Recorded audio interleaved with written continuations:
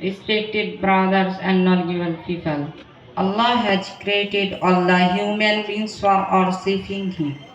Namaz is the most important worship of all. People talk to Allah in the namaz. When he prostrates, then he goes very near to Allah. Allah has ordered to establish namaz. Then he prostrates. This is so important worship. Allah has called our beloved Prophet Muhammad sallallahu alaihi wasallam to him and ordered him to establish namaz. Our beloved Prophet Muhammad sallallahu alaihi wasallam of his life has ordered to establish namaz.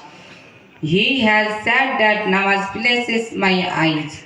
Allah has made it compulsory for every Muslim to read namaz 5 times a day. So we should give great importance to namaz.